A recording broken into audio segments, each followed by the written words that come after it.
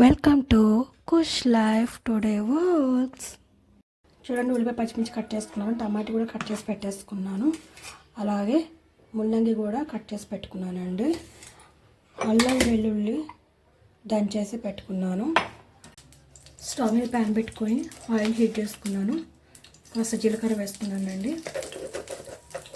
ఈ ఫ్రై వెంటనే ఉల్లిపాయ పచ్చిమిర్చి వేసేస్తున్నా. ఇది ఒక 2 minutes ఫ్రై అవ్వాలి. చూడండి, ఫ్రై అయింది కదా. ఇప్పుడు ఈ టైంలోనే టమాటా ముక్కలు కూడా యాడ్ చేసేస్తున్నాను.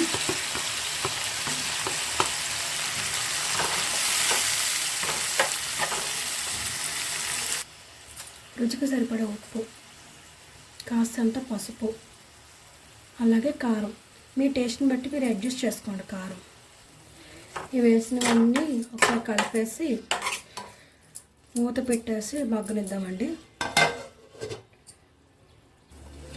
చూడండి, ఒక 2 minutes తర్వాత ఇలా వచ్చింది. మైండ్ చూసారా, కొంచెం దగ్గర పడినట్టు.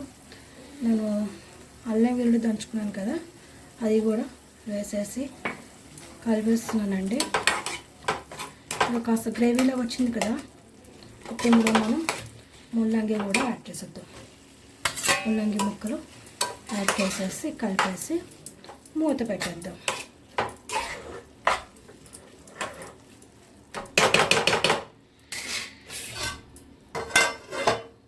చూద్దామా ఒకసారి, ఒక 2 minutes అయింది ఎంతవరకు వచ్చిందనేసి.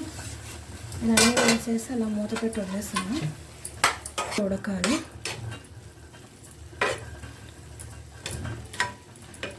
ఒక 5 minutes ఇలాగే మూత పెట్టేసి వదిలేద్దాము. చూద్దామండి 5 minutes తర్వాత. మీరు డ్రై కర్రీలో కావాలంటే ఇలానే ఉంచేసుకోవచ్చండి.